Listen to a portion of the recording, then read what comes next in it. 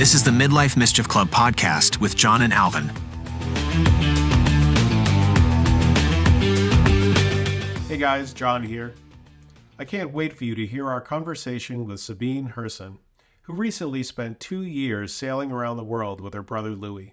As you'll hear, this was an epic adventure, and we decided to post this conversation in 2 parts. Here's episode 2. We hope you enjoy it. We joined this group called Sea Mercy humanitarian organization, and that same organization had these ingenious solar lanterns. So they were a little cube that concertinaed to flat. Really? And there's a solar panel on the top.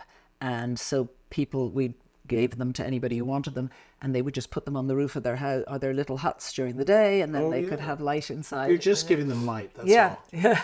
Wow. I know. It's such a simple thing, but Such a simple thing. Brilliant. We actually kept a few, and we had them, as moody light on the boat in the evening sometimes. love it. Yeah. Wow. Now, something else that, this is kind of like little missions that you had for your journey. This wasn't just a vacation, Right. This was really a mission and kind of an epic journey. Yeah.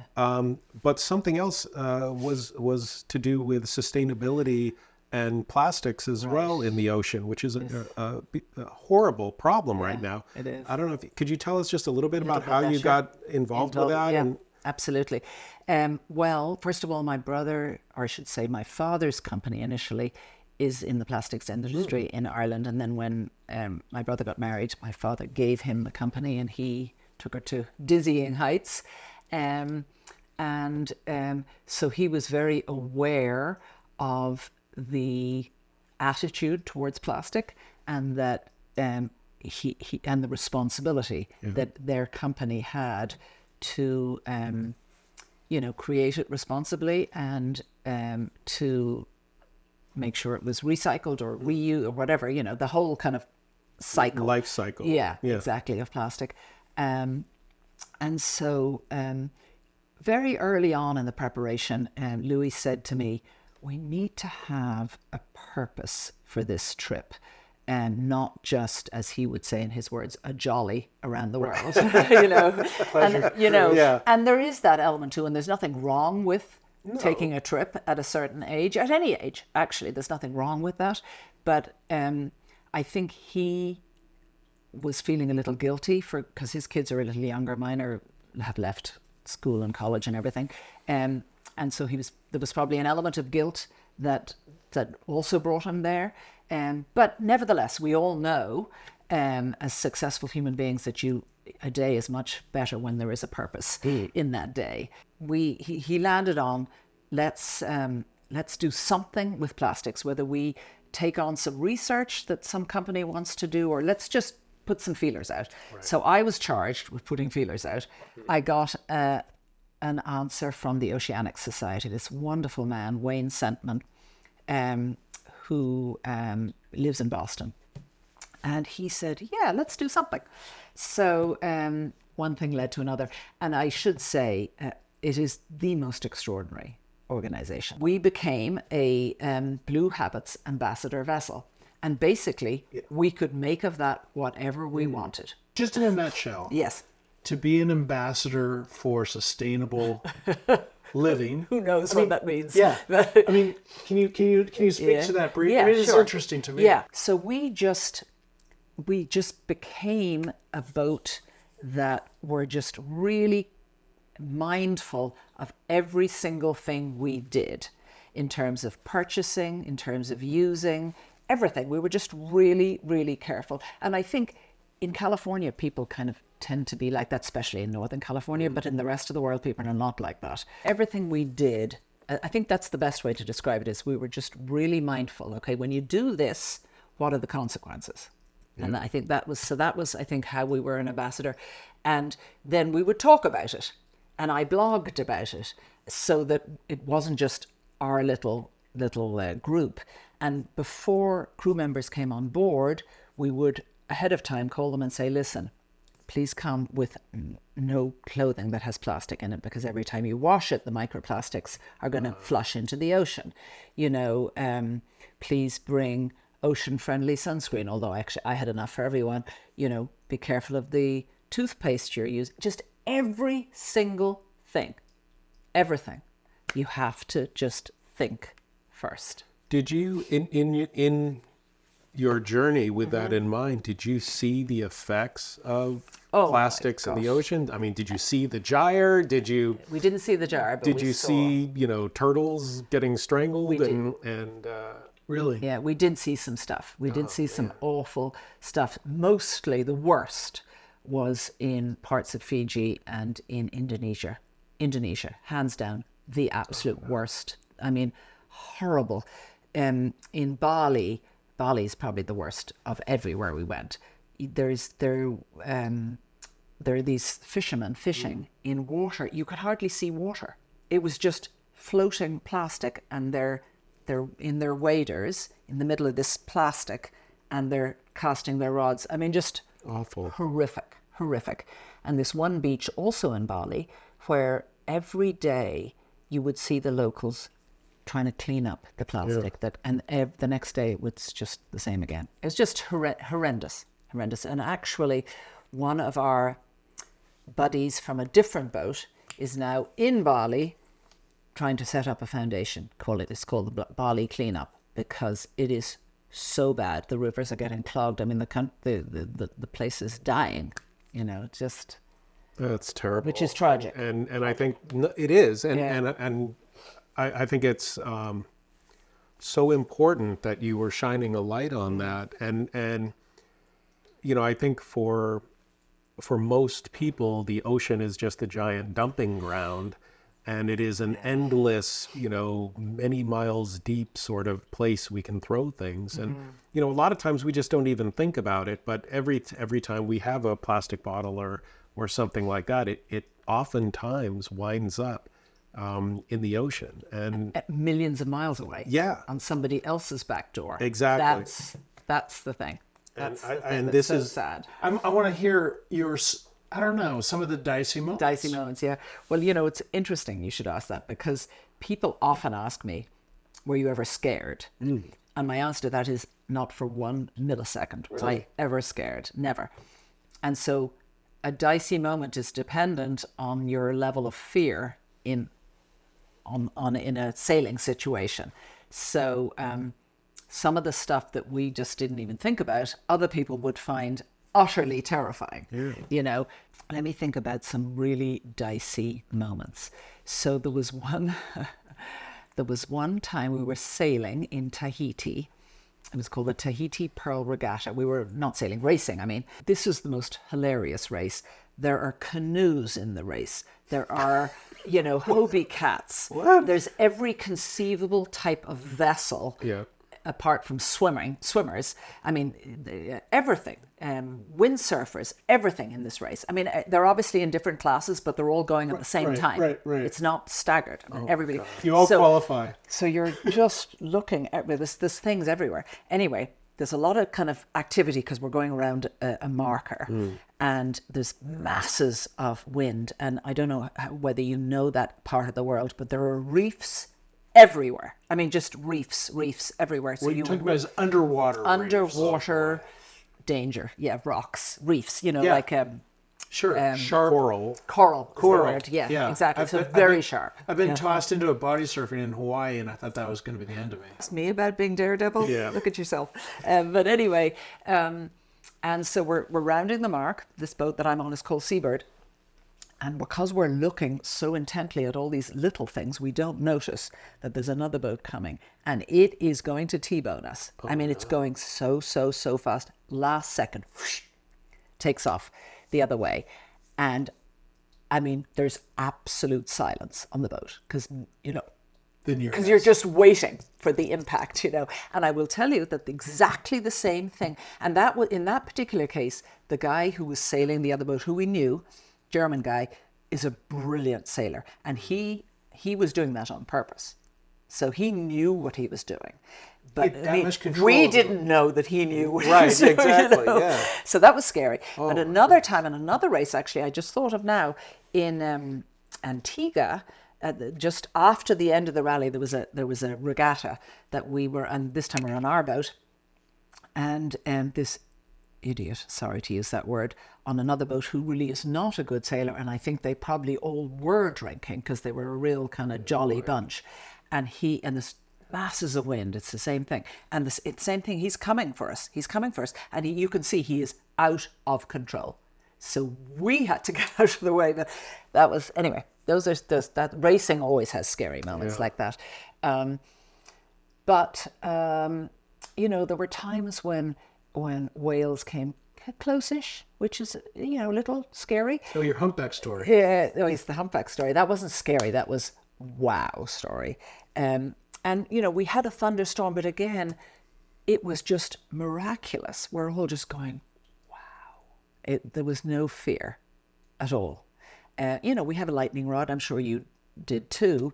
But I don't know. I think the reason we're doing this is because we're not frightened. It takes a lot to frighten us.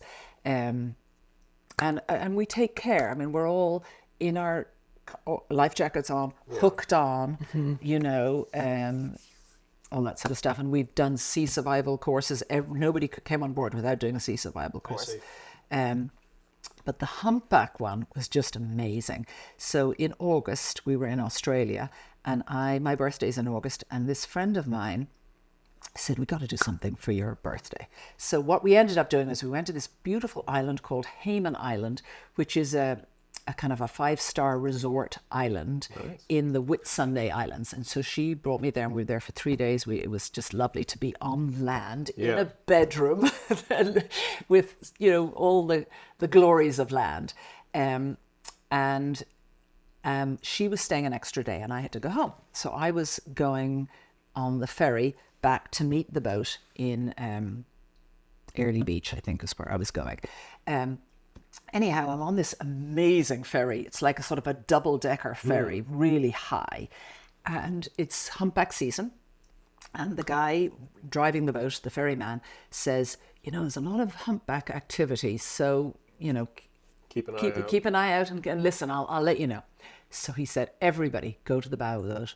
You're about to see something that even I have never seen before. So we go, and it's just amazing that you see this kind of, in the distance, this scurry of activity and whales in and out, flukes and all sorts of, just lots of activity. But it's very furious. It's very boiling water, And he said, what's happening is it's mating season. There's a female, and she's being chased by 8 males, and they're coming right towards us. Holy cow. So these horny males are chasing this poor unfortunate female who's trying to, I'm sure it's a game. They probably always do it, but this is what it seems like. And there is snorting. You can hear sounds. You can hear the sounds. And she goes on the sort of leeward side of the boat to kind of try and hide from them. So they crash into the boat, and we're rocking. It's unbelievable. And then, eventually they all went off and they did their chase. They went off chasing. But that was incredible. That was one of those really wow moments. Again, I wasn't scared because we weren't in any danger. That's a big fish story, Sabine. Well, it's a good thing they weren't orcas. That would have been a totally different story. Wow. It was amazing. Wow. It was just amazing. And there's so many amazing things. And, flying fish we saw everywhere in the whole world, flying fish everywhere. And just seeing the birds hover and the timing where they'd get the fish in the air, just when they're in the air. And I want to ask you about fishing. Mm-hmm. We fished. Did you guys turn into expert fishermen? And what does it look like to... I've never fished in the middle of the Pacific Ocean. You must be bringing up things that we're not seeing at the local market. Possibly. They're certainly fresher, but a lot of the time you're going too fast to catch too much. Yeah. So a lot of the time that's true.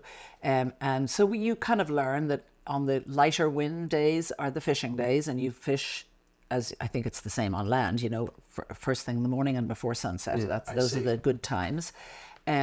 because I suppose that's when they're hungry. Feeding That's when they're times, feeding. Yeah, exactly. And I didn't fish that often because there were always budding fishermen who were vying with each other to catch, Sure. this male stuff. Oh, yeah. But I guess by definition, they're deep sea fishing. I suppose so. So, Although they what- have deep sea fishing lines or reels, which is a whole different thing. Yeah, from, and they're very powerful. They have to be. right. Yeah, because So you they're- can catch marlin out there. Oh, my goodness. And So are these guys are they harnessed in? no, they probably should be, but they're not. No. Just a whole different episode. Yeah, but that's true. I love fishing. That's Oh, so fun. really? Well, I Yeah. mean, we got to the stage where I would say, please, no more tuna. I've just had enough tuna, which is an awful thing to say. Yeah. Because is there anything more delicious Exactly. than sashimi tuna? But I mean, we just had so much of it.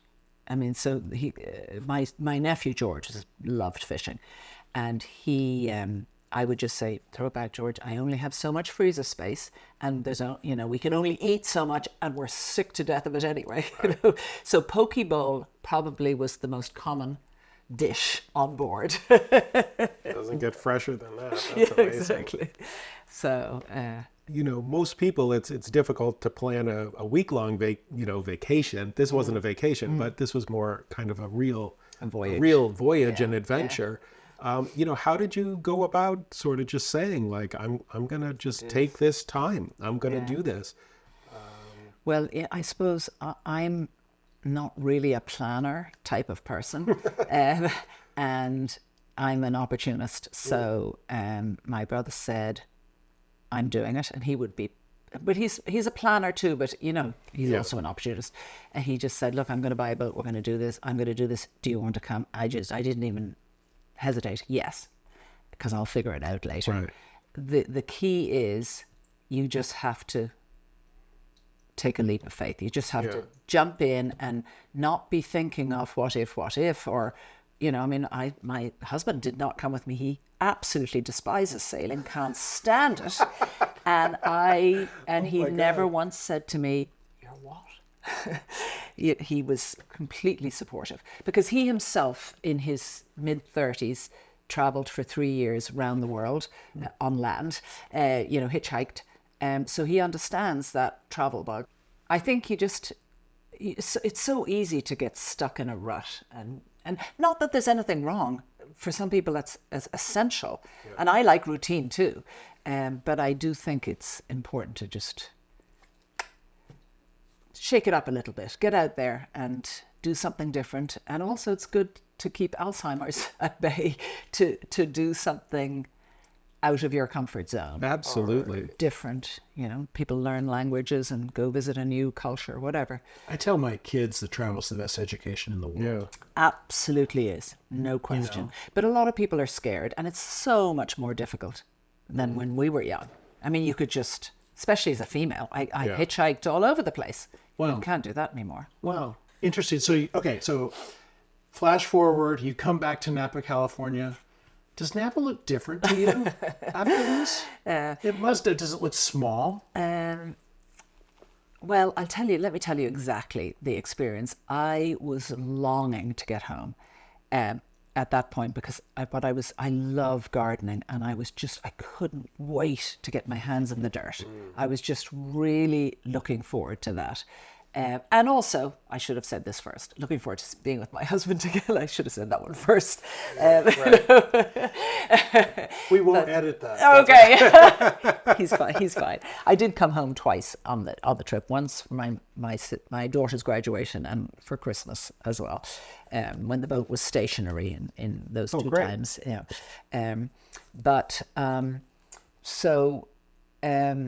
It was. I was looking forward to that. I was looking forward to space, because it's quite confined on a boat. And I thought, oh, wow, I'm going to have a big kitchen. And I'm going to have a bedroom. Yes. And just space, you know. But funnily enough, I found the space really obnoxious after a while, because there's more to clean. There's more places to lose things. The busyness of stuff starts happening again. I guess the simplicity of life is gone. is gone. What about the social adjustment? Well, and so that's interesting too. I thought I would be excited to see everybody, like friends. I mean, obviously I wanted to see my kids and my husband, but I was very slow about that. Very, very slow. And a lot of that was, and I remember the first time my brother went home from the boat, I said to him, be ready with an answer when people ask you the following questions, because it's always the same questions. Would you say culture shock? Did you? Yeah, I think there's a little bit of that. And I mean, it's a very broad part of that, because it's living shock. It's everyday. I mean, it's just every facet of living shock. It definitely is. And in a bit, in the way, it happened the other way too. When you first get on the boat, sure, of course. Oh gosh, I brought a little bit too much. Maybe, right. You sort of offload. And the other thing, on a boat, because it's minimalist and because of the nature of the motion, everything has to be tidied away before you move to the next thing. Yeah. Which is, and I'm not a very tidy person, so that's. Again, freeing is the right word. It's just you're free to be, to think, to sing, to dance, whatever it is you want to do. It does bring Less freedom. is more. It is. in that situation. It definitely is. Among other things, you came back with a lesson of being present. Oh yeah, I think that's the most important one. Yeah. Really, I really like that. Do you feel that you need to have more thrill of adventure in your life after that? I don't need it at this moment in time, no. I think I probably will at some point do something pretty exciting, yes. Gotcha. Yeah. And my husband and I, for example, are thinking of, at some point in the next, 5 to 10 years, of doing the Camino, I have a friend who's going to do it.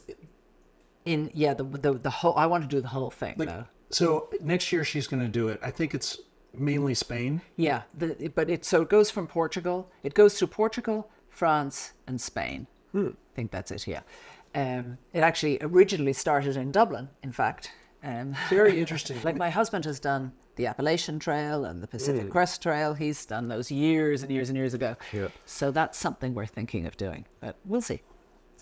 We'll do something. Yeah, I walk with a friend who's going to start training for it. Oh, good. Yeah.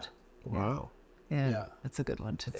For anyone who's north of 50 and maybe loves sailing and maybe has done some sailing in their lives, this was a pretty epic experience. Is there ways in which you might recommend someone doing this, or maybe a smaller version of this to kind of test the waters, pun intended, a little bit? Yeah. I mean, there's, if you're sailing and you're a member of a club, there are often people who are sailing down to Mexico from the Bay Area, or sailing to Hawaii, and you could just, there is a group, offer to crew. Right, there you go. That's kind of a race. Well, I recently went to an orientation for what she described. And this is a group that annually goes to first San Diego, and then they go down to Baja, and sometimes are gone for 3 months.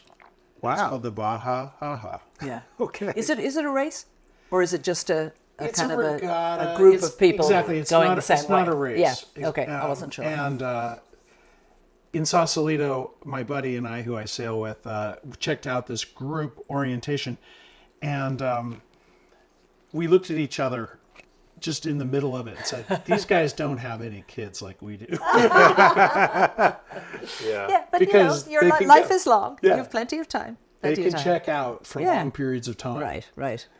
But I mean, that's the thing to do, is to do, or even just do short little, go one overnight. Right. That's all, and just, see what that feels like.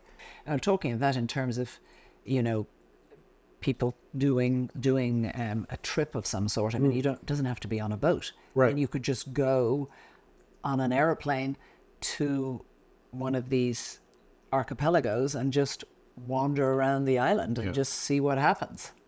Just befriend some villagers and see what happens. In fact, we met a woman, I forget which village it was in, who had sailed in, fell in love with this village, said goodbye to the boat, and she was Austrian, and she just was sort of staying there indefinitely. Wow, that's Yes. interesting. Yeah. She was just volunteering at the school, in the village, whatever they want. I have a lot of envy.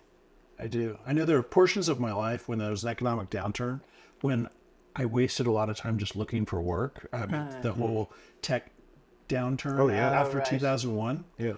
And my time would have been better spent doing a life experience like yours. Yeah. But anyway, don't look backwards. Only look forwards. yeah. Only look forwards. Wow. Wow, Sabine. Well, you are an inspiration. Thanks so much, Thank you. Sabine. Thank you very much. Great fun. All right. Thanks, everyone. Thanks for listening to the Midlife Mischief Club podcast. Please be sure to subscribe in your favorite podcast app so you don't miss an episode. You can find show notes, links to our socials, and see what else is cooking on our website at midlifemischiefclub.com.